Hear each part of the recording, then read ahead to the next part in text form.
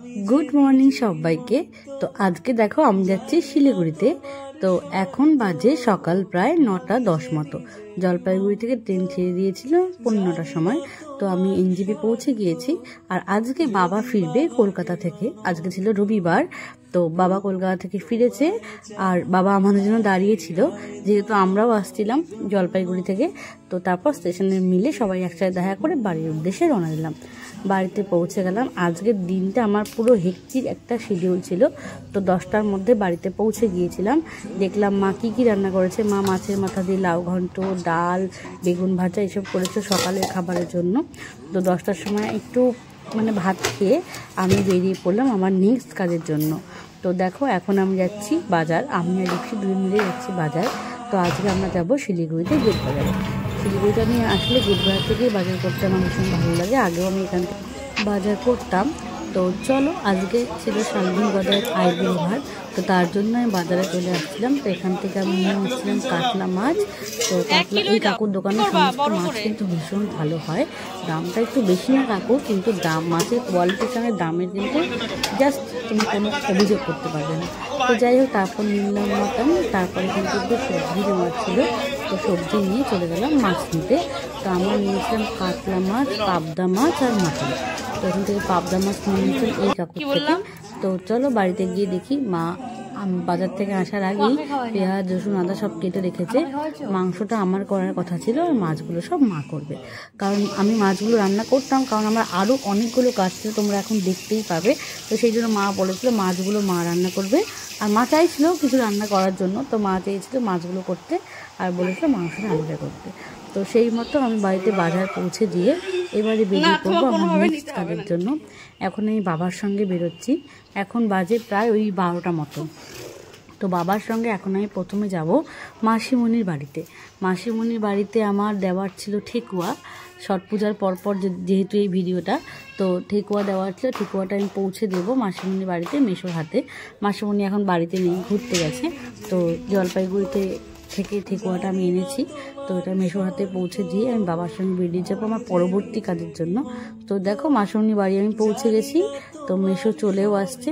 মেসোকে ঠেকুয়াটা দিয়ে আর ভিতরে ঢুকিনি, কারণ জানোই তোমরা, আজ বুঝতেই পারছো আমার কতগুলো কাজের চাপ দিয়ে এবারে আমি বেরিয়ে যাচ্ছি বাবার সঙ্গে হকার্স কর্নারে। বাবার সঙ্গে হকার্স কর্নারে বাবার ছোট্ট একটা কাজ ছিল এই কাকুর দোকানে, সেটা বাবা করলো। আর এখানে আমারও একটা কাজ ছিল, গদার জন্য একটা আমি পার্স নিয়েছিলাম। তো এখান থেকে পার্সটা নিয়ে বাবার সঙ্গে চলে গেলাম এবার আমি বাইপাস। ওখানে আমার বাড়ির জন্য টাইলস নেওয়ার ছিল। তো এখানে টাইলস দেখতে চলে গেলাম। অনেকগুলো টাইলস দেখার পর আমাদের ওই ওয়ালের জন্য কিছু টাইলস নেওয়ার ছিল ভাড়ার ঘরের, আর ফ্লোরের জন্য কিছু টাইলস নেওয়ার ছিল। এখানে চা খেয়ে একটু বিরতি নিলাম। তারপর ওয়ালের জন্য দেখো আমি কোন টাইলসটা নিয়েছি তোমাদেরকে দেখাচ্ছি।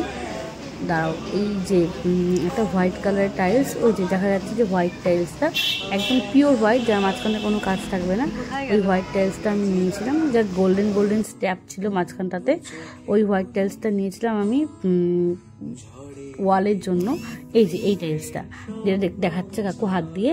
আর ফ্লোরের জন্য নিয়েছিলাম এই যে এই টাইলসটা, যেটা একটু ওই যে ঘিয়া অফ হোয়াইট কালারের দেখা যাচ্ছে, এই যে এই টাইলসটা। তো নিয়ে আমি প্যাকিং করতে দিয়ে চলে আসলাম বিল পেমেন্ট করে আমরা বাড়ির উদ্দেশ্যে। তো দেখো টাইলসের দোকানে এই বেসিনটাও খুব ভালো লাগছিল দেখতে। এটা দাম কত ছিল বলো তো? 18,000। তো যাই হোক, চলো এবার বাড়ির পথে যাওয়া যায়। বাড়িতে পৌঁছে আমাকে রান্না করতে হবে। তো তখন বাড়িতে আস্তে আস্তে প্রায় বেজে গেছে 3টে সাড়ে 3টে মতো। প্রচণ্ড খিদে পেয়েছে, কিন্তু ভাবছি খেলে আমার এবার ঘুম পাবে, তাই আমি আগে রান্নাটা শেষ করে নিই। আর তোমরা জানো মাটন রান্না করতে অনেকটাই সময় লাগে। তা আমি তাও বললাম যে আমি আগে স্নান করে নিই আর ততক্ষণ মাংসটাও করে নিই, আমি শেষ পর্যন্ত সব কিছু শেষ করে তারপর খাবো। তো যাই হোক, এখন মাটনটা আমি রান্না করতে বসিয়ে দেবো।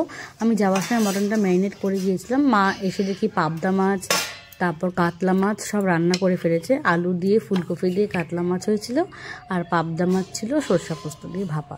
তো যাই হোক, দেখো এখানে মায়ের রান্নার পার্ট কমপ্লিট, এবার আমাকে ঢুকতে হবে। তো মাটনটা আমি রান্না হতে বসিয়ে দিলাম। অনেকটা সময় লেগেছিল, 1.5 ঘন্টা মতো। মাটনটা আমি আস্তে আস্তে ঢেকে রান্না করেছিলাম, আর কোনো প্রেশার কুকারে আমি এটাকে দিইনি। তো চলো এবার তোমাদের সঙ্গে শেয়ার করি শালিনীর জন্য আমি কী গিফট এনেছিলাম।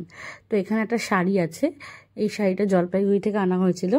এই শাড়ি কালারটা ছিল লাল আর হলুদের মধ্যে। শাড়িটা আমার ভীষণ পছন্দের।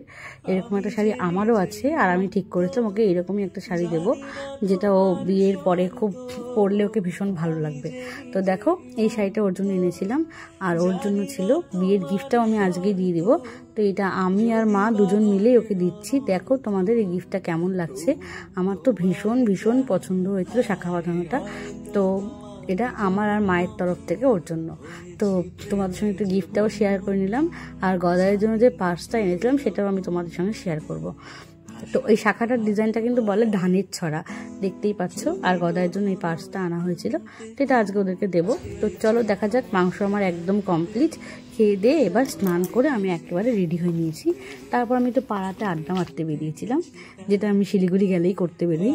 তারপর দেখো এখানে সবাই মিলে আড্ডা মারছিলাম। গদাই শালিনীরা 8টা সাড়ে 8 নাগাদ চলে এসেছিলো। সবাই মিলে এখানে একটা গল্প করছিলাম, আর জম্পেশ একটা আড্ডা হচ্ছিল।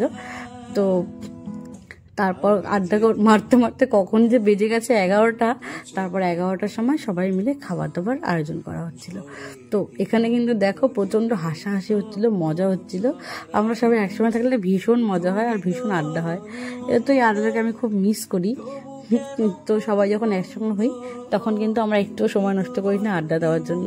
তো চলো এবারে খেতে দেওয়া যায়। ওদের জন্য সমস্ত কিছু রেডি করে নেওয়া হয়ে গেছে, সাজিয়ে গুছিয়ে। তো এখন ওদেরকে খাবার দাবার পরিবেশন করা হবে। তো মা গরম গরম বেগুনও ভেজে নিয়েছে, মাছের ঝোল রেডি। এখানে গদাই শালিনীকে বাটি করে দেওয়া হচ্ছে, আর আমরা সবাই অর্ডিনারি হয়ে বসবো, যেহেতু ওদের আজকে স্পেশাল ডে সেই জন্য। তো চলো তোমরা জানিও পুরো ভিডিওটা তোমাদের কেমন লাগলো, আর ব্লগটা কিন্তু অবশ্যই শেষ অবধি দেখো। তো মা এখন ওদেরকে আশীর্বাদ করবে। তো চলো সঙ্গে থাকো আর ভিডিওটা দেখতে থাকো। আর কেমন লাগলো অবশ্যই কমেন্ট করে জানাতে ভুলো না। আর ওদের আগামী দিন যেন ভীষণ ভালো হয় তার জন্য সবাই ব্লেসিংস দিও। তো বাই বাই। ও আর একটা অ্যানাউন্সমেন্ট আছে, ওদের বিয়ের ডেটটা কিন্তু 15ই ডিসেম্বর, যেটা আমারও বিয়ের ডেট, মানে আমাদের অ্যানিভার্সারি আর ওদের বিয়ে। কি দারুণ না ব্যাপারটা। ছোটবেলা থেকে ওর সাথে আমার সমস্ত কিছুই সেম সেম। এই বিয়ের ডেটটাও সেম হবে, এটা আমরা কখনো দুজনের কেউই কল্পনা করতে পারিনি। এটা হয়ে গেল। তো যাই হোক, এই ব্যাপারটাও ভীষণ সুন্দর। তো বাই, এই ভিডিওটা আমি এখানেই শেষ করছি। দেখা হবে নেক্সট ভিডিওতে। আরও ওদের বিয়ের অনেক নতুন নতুন ব্লগ নিয়ে আমি আসবো। তো আজকের ভিডিওটা এখানেই শেষ করছি। Bye bye. যদি কখনো একান্তে চেয়েছি